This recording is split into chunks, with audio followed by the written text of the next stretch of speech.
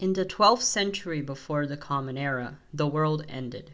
An apocalypse of an almost unimaginable scale crumbled the greatest and most prosperous civilizations the world had ever seen, known as the Bronze Age collapse. A mix of famine, natural disaster, foreign invasions, and total economic collapse led to the crumbling of virtually every major civilization in the Middle East. Many of the great powers of the era are still remembered today in splendor, such as Mycenaean Greece, home to most ancient Greek heroes and one of the main combatants of the Trojan War; Assyria, who would later rise to prominence as the greatest empire the world had ever known up to that point; and of course, Egypt, host to the never-ending fascination of the modern world as their exceptional achievements.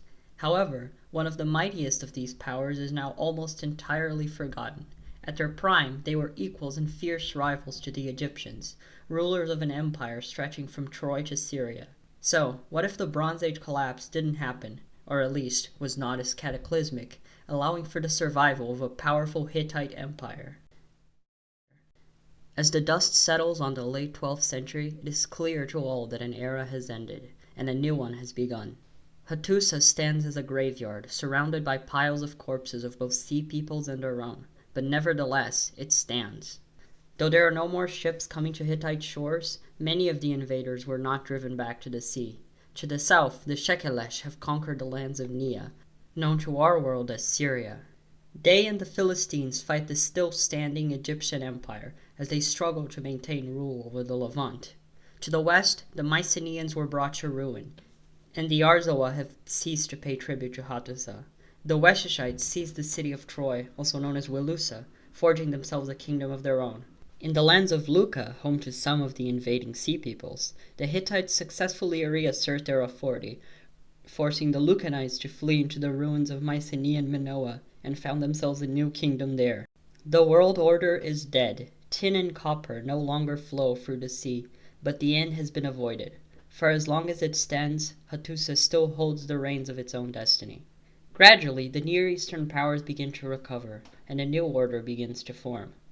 With the rise of the Weshesh, Shekelesh, and Assyria as new powers equal to the Egyptians and Hittites, border conflicts and wars become more common, leading to the development of newer military technologies as great powers seek advantage in conflict. With the decline in global trade, bronze working becomes ever more difficult and expensive, leading to investments in cheaper alternatives. In the Hittite city of Carchemish, the development of more powerful furnaces leads to the first large-scale advanced ironworking industry of the era. And soon enough the Bronze Age was truly over, as the Hittites, Egyptians, and Assyrians, and even the Lucanites transitioned into the Iron Age. To maintain their control over the newly valued resource, the Hittites invade the iron-rich region of Urartu in modern Armenia, and subjugate the Kashka tribes to their north. They become fierce enemies of the Assyrians, who conquer the Shekelesh and maintain a near-constant pressure on the Hittite rule of its new eastern territories.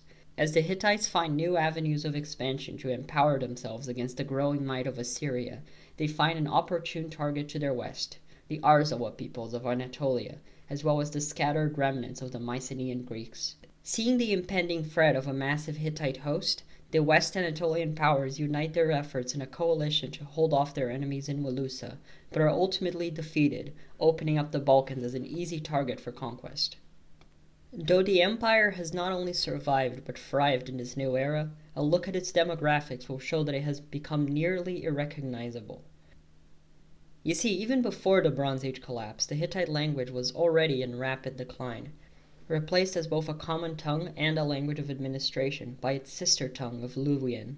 Even many kings of the late empire spoke Luwian fluently, and with the coming of the Iron Age, the language became even more dominant. By the 9th century, it was more common to hear Luwian in the streets of Hattusa than Hittite, and even the monarchy had lost its original tongue. However, this linguistic change did not result in the dissolution of the Hittite identity, but in a merging of the two Anatolian peoples.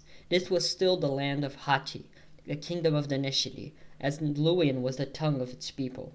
Thanks to the migrations, new trade opportunities, and the use of force, the western territories gradually assimilated into the new Nesho-Luwian culture, and soon enough Greece was as much a part of the Hittite nation as Kashka or Hijawa. Hittite dominance of the early Iron Age was not to last forever. The rising Median Empire grew to become a major threat in the east, and the rapid collapse of Assyria to the Neo-Babylonian Empire saw the previously stagnant nation reinvigorated, conquering the land of Israel and forcing tribute of the wealthy Egyptians. When the Hittite Empire burst into civil war in the 7th century BC, the Medians and Babylonians took the opportunity to partition its eastern provinces, exiling King Armasili III into the empire's Greek holdings while installing a puppet king in Anatolia.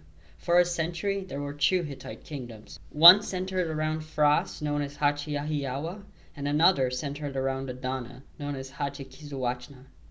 Eventually, Cyrus the Great of Persia conquered the Median kingdom and its Hittite possessions, for which he was celebrated as a hero and liberator by the local Hittites. In fact, this resulted in a proliferation of the Zoroastrian religion in some regions around the Hittite capital of Hattusa, as well as Nesha, which would have consequences for later Hittite history as the religion spread west towards Ahiyawa. In the west, however, the advances of the Persians were not met with cheer.